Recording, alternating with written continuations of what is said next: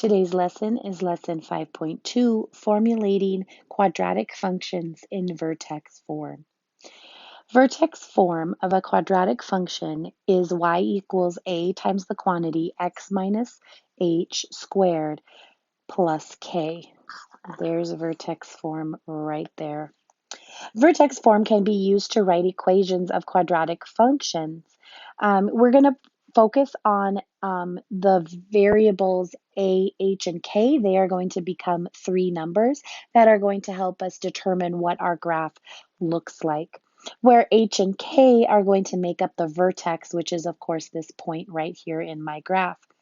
Remember, my vertex of my parabola can be a maximum when my graph is opening down, or a minimum, in this case right here, when my graph is opening upwards. I'm going to first, when I write my equation in vertex form, I'm going to first identify my vertex. This vertex is 3, -1. That means the h is 3 and the k is -1. I can then go ahead and use the vertex formula, or the vertex form of a quadratic function to figure out its equation. Notice I have plugged in h and I have plugged in k.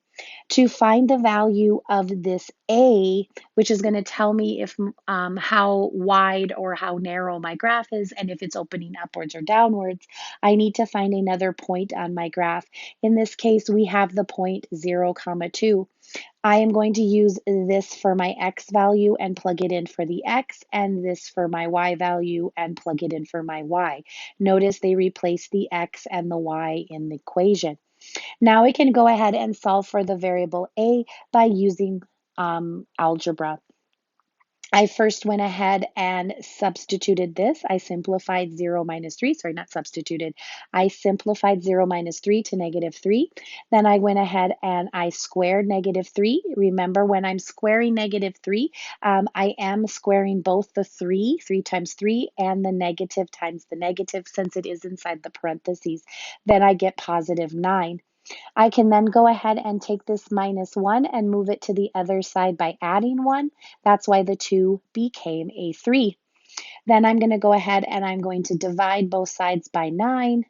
3 divided by 9 changes to the fraction, simplifies to the fraction 1/3. And then I would just go back to my general form of my vertex form, and I would write my equation. Let's go ahead and give this a try. Here is the graph of a function shown. I'm going to go ahead and write the function, write the equation of the function in vertex form. The first thing I'm going to do is identify the vertex. There is my vertex right there. And it does appear to be at the ordered pair 4, 16. Remember, I'm just looking down at x and over at y. That's how I decided what it was. This means that my h value, let me just go back to check my colors. Hold on, sorry. That means my h value is 4 and my k value is 16. I need another point. I need another point from my graph, and there are a couple of them for me to choose from. I could choose this point right here, or I could choose this point right here. The first point is 2, 32, or I could choose my second one, which is 6, 32. It's my choice which one I want to use. I am now going to go ahead and I'm going to write down the vertex form of my graph. So let me go ahead and write down my vertex form. I already know what to put in for h. Let me go ahead and make that a little bit darker. I know what to put in for k. It's what to put in for x and y that I need to figure out. So here, I'm going to go ahead and use 232. This is my x. Oops. Sorry, this is my x and this is my y. So now I'm going to go ahead and I'm going to substitute in my 4 numbers, 2, 32, 4, and 16. 2, 32, 4, and 16. Okay, so 32 is going to go right here. A is going to stay A. X is going to become 2, H is going to become 4, and K is going to become 16. Now, it's not necessary that I have those in color. I just have them in color. Oops, I forgot the square. There we go. So that you can see where I substituted them from. All right, now I'm going to go ahead and I'm going to use my algebra to clean this up. The first thing I'm going to do is 2 minus 4. 2 minus 4 is, of course, negative 2. Now I'm going to go ahead and I'm going to square that.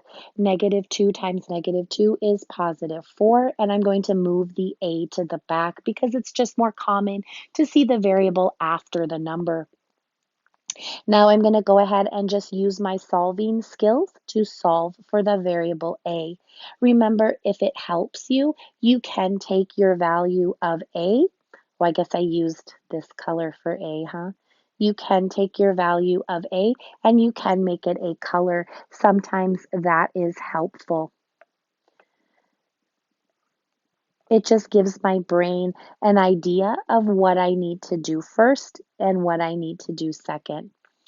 But remember, you can always follow along with the rules of how to solve an equation. All right, and I'm getting that a is 4. So now I can come back to my equation and I can write my equation. Remember, when I write my equation in vertex form, this is kind of what is called the skeleton of it. In that first blank space right here, I'm going to replace the a value. That would be 4. In my next blank space, I'm going to put the h value. This would be 4 as well.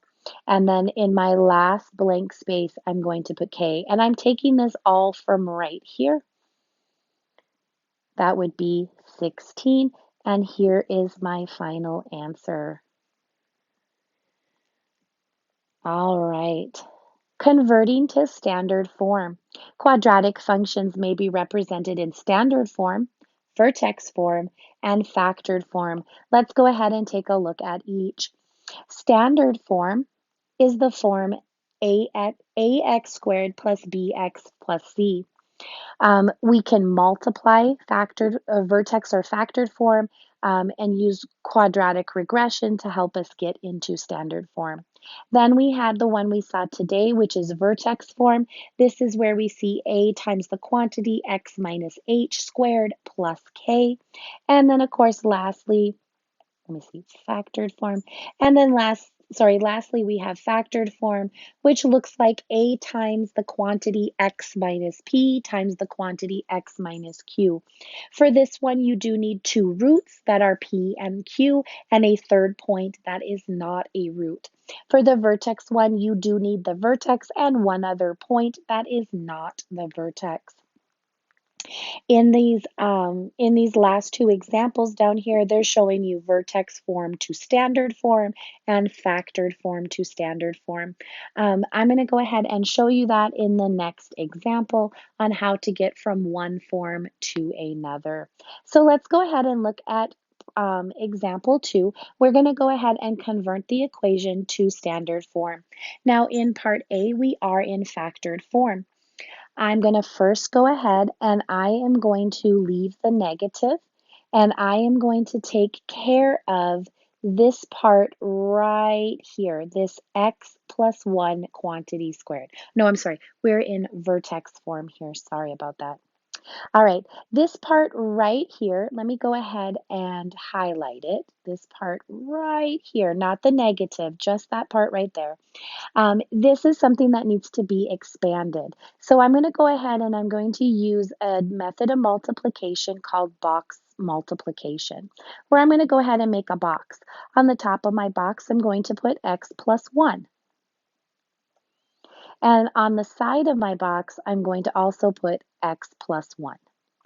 Now notice that the plus is staying with the 1 and it's not staying in between them. That's because the plus in this case is making the 1 positive, and if I had a minus 1, it would be making it negative.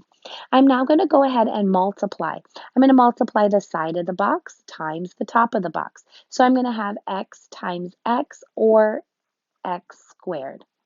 I'm going to multiply the side of the box, which remember is equal to this as well because the properties of a box, of a rectangle or a square, times the top of the box. So I'm going to do x times 1 or simply 1x.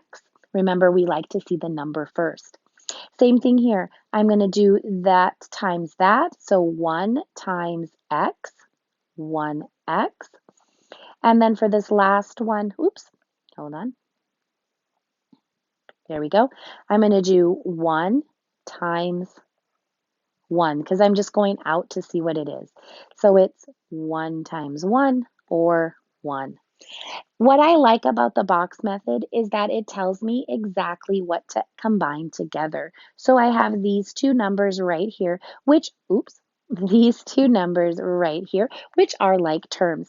And the box is telling me, hey, add these two guys together. So I would have here x squared because I always start here in the upper left corner. Sorry, the upper left corner is where I start. And then I always stop right here. So I'm going to go x squared. I'm going to add together the two that I circled in green. That would give me 2x. 1x plus 1x is 2x. And then I have a positive 1 at the end. If you didn't quite catch on to that right here in this first example, don't worry, we will catch on to it in another example. We'll do it quite a bit. Now I'm going to go ahead and I'm going to distribute the negative. I have to give this negative to all three of the terms inside of my parentheses. So that's going to change that to a negative x squared minus 2x minus 1, and then I have the plus 10 at the end and the parentheses are gone. I can go ahead and combine these two terms together right here. Just trying to find a color to match them. There we go. And I would have y equals negative x squared minus 2x plus 9. And now I am in standard form. Let's give it another try just to make sure that we have that multiplication down. Now notice in this one that I do not have that x minus 9 squared. I have an x minus 9 times an x minus 4. When I have two terms that are inside parentheses in factored form such as this, I'm going to take those two and I'm going to use them to make my box. So I'm going to split my box vertically and I'm going to put x minus 9. Now this 9 is a negative. And then I'm going to split my box horizontally and I'm going to put x minus 4. Remember, I'm multiplying the side times the top. So x times x is what I'm doing, or x squared. The side, which remember when it goes in, it goes out, times negative 9. So I have negative 9x, because remember, we like the number first. Down here at the bottom, I have negative 4 times x, or negative 4x. And then lastly, I have negative 4 times negative 9. That would be positive 36. Remember, the great thing about the box is it's always going to tell you where your two like terms are to add together. All right, now I'm going to go ahead and write that as x squared minus 13x plus 36. And that negative 13 came from negative 9 plus negative 4. All right, now the last thing I have to do is distribute my half through.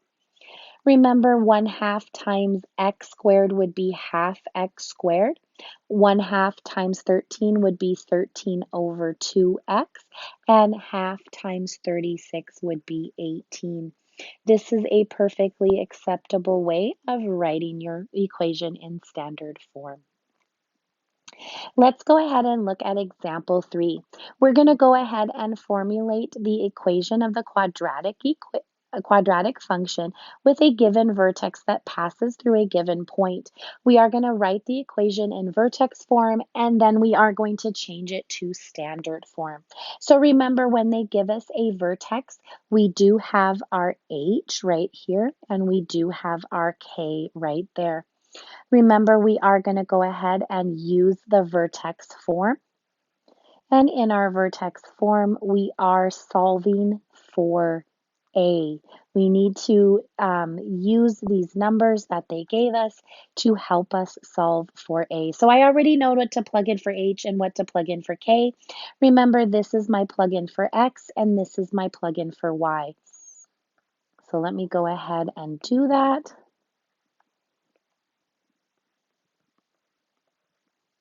Now notice that my H this time is a negative. I have a double negative in there. I also notice here for K, it is negative as well. So I'm going to have to do a little bit of cleanup in here. I have inside my parentheses right here, I have -8 minus a -12. That's going to change from -8 to +12, which is going to give me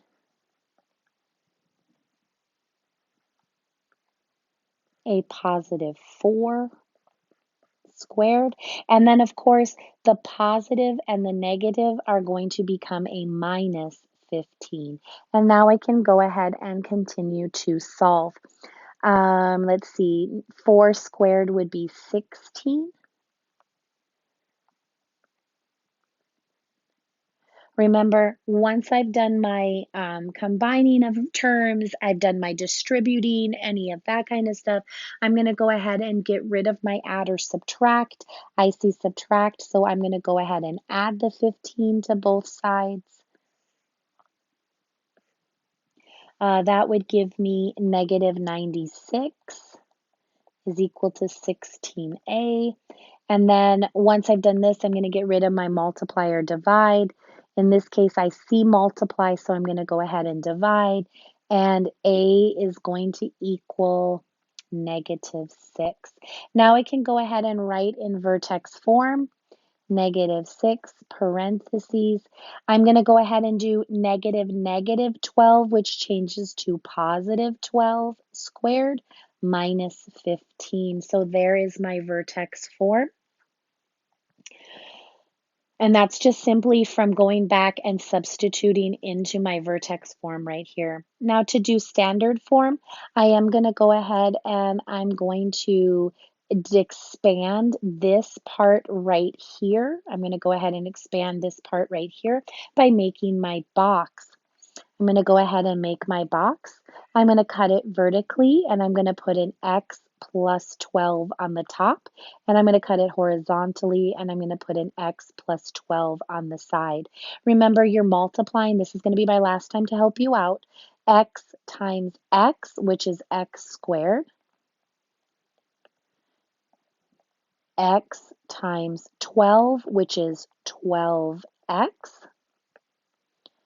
12 times X, which is 12X, because remember this one goes up, and then 12 times 12, because remember that one goes up and that one goes out, which is 144.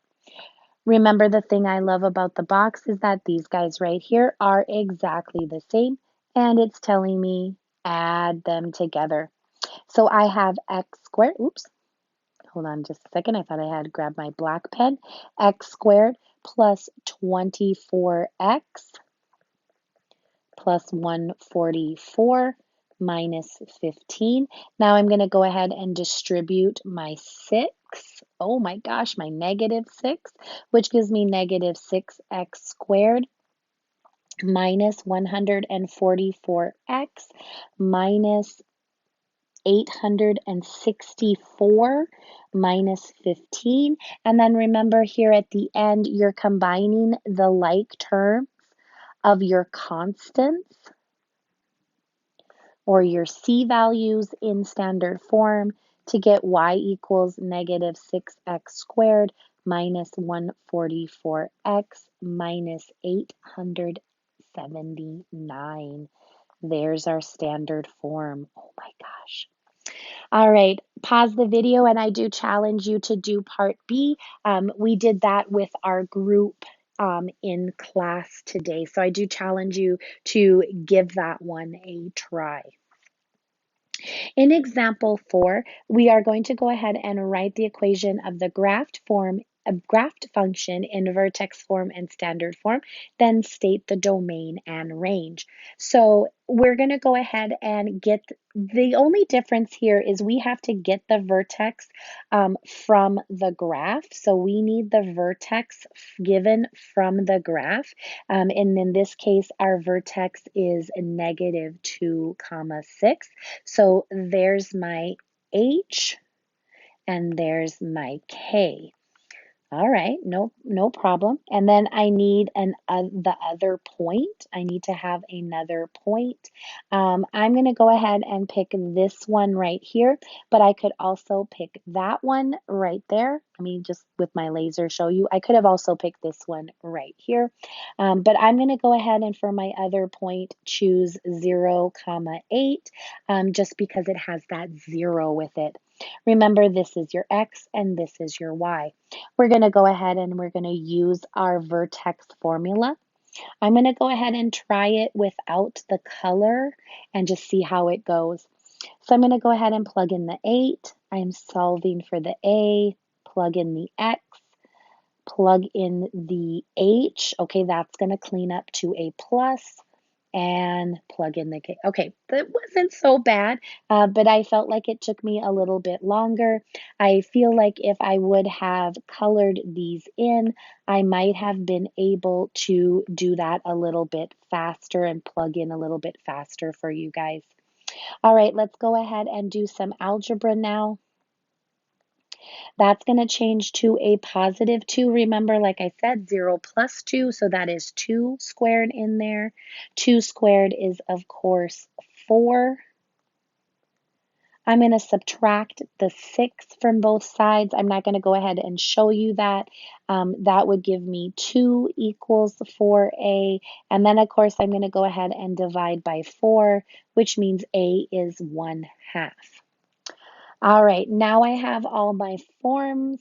Let me put my A right like that. There we go. And now I can go ahead and write in vertex form.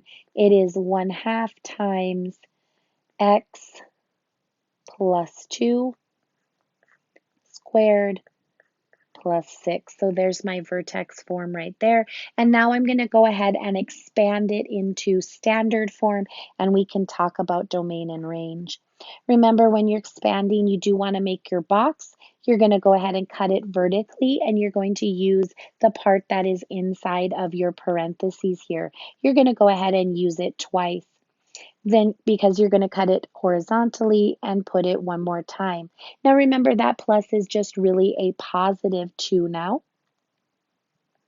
And I'm going to go ahead and I'm going to fill these out. Remember, I'm multiplying the sides of the box times each other. This one right here, remember, I'm pulling out because that is the feature of a rectangle or a square. Same thing here, I pulled from up here. Oops, let me let that disappear. And same thing here, I just pulled from the outside. Multiplication every single time. The nice thing about the box is that you have your like terms right across from one another. Add them together. I'm going to get x squared plus 4x plus 4. I am going to have to send the half through there. So I do have to go ahead and send the half through, distributing it to each part, which would give me a standard form of y equals 1/2 x squared plus 2, oh, sorry, hold on. Wait. Plus 2x plus 2. And now I'm going to go ahead and bring that plus 6 back. And I'm going to combine together the +2 and the +6. +2 and +6 would give me 8. So I'm going to keep the 1/2 x squared. I didn't have to erase that. I'm going to keep the +2x. I didn't have to erase that. But 2 plus 6 is going to change my +2 to +8. Here is my standard form. Now my domain, I could just use the capital D for domain. It is all real numbers because remember, it is just a graph with arrows. My range is going to be y, and I'm going to use the y value of my vertex. Let me zoom out just a bit to see that. That would be 6. And then I'm going to go back and I'm going to look at my graph one more time just to see, is my vertex a minimum or a maximum? It is a minimum, meaning that this is the lowest point of my graph. There is nothing less than that point. So I must use a greater than or equal to. Remember, I am using the or equal to. No, there we go, because everything is closed in my graph.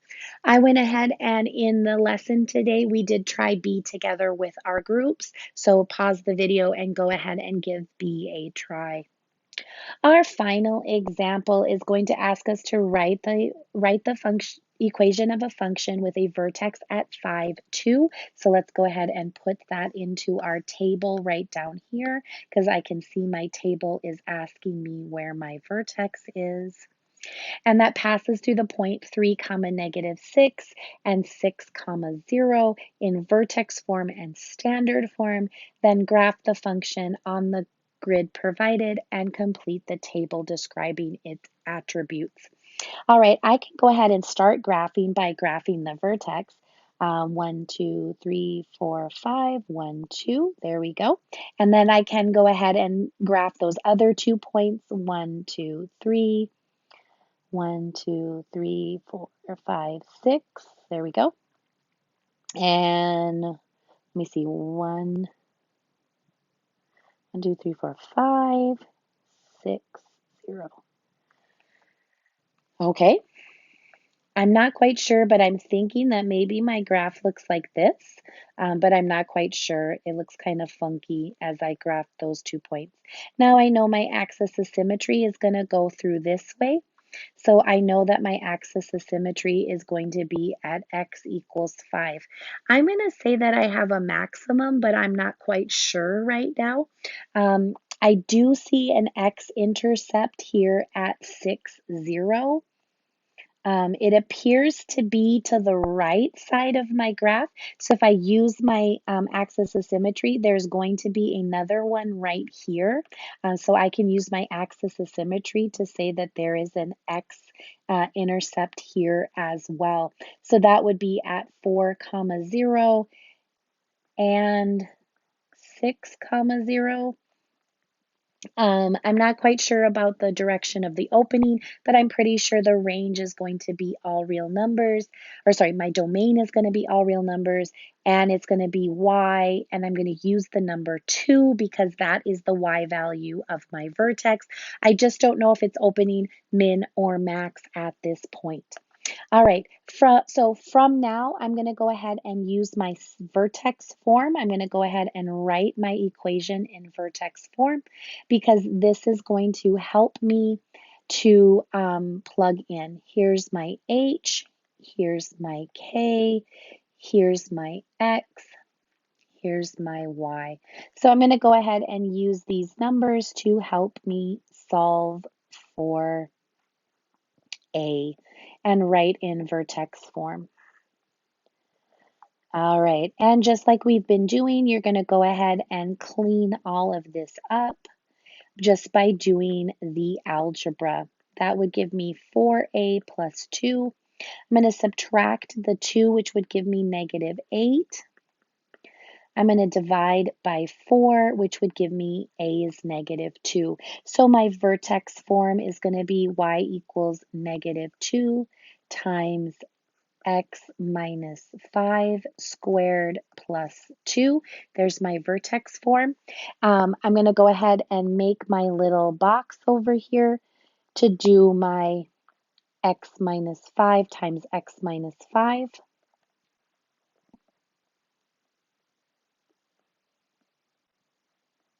If you're still struggling with this, please, please, please come and see me.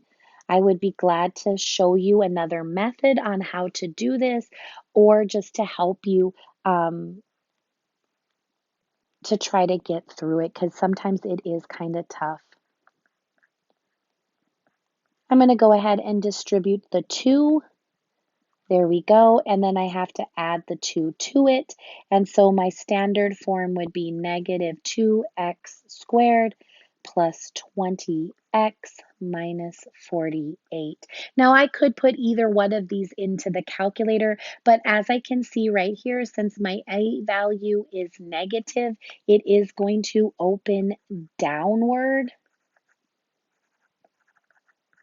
which means I was correct. I do have a maximum. And that maximum is, of course, at the vertex 8, 5, comma 2. It is at the vertex 5, comma 2. Since I have a maximum, all my points must be less than this one. So I must use less than and then or equal to. There we go. So my graph is going to look just like this.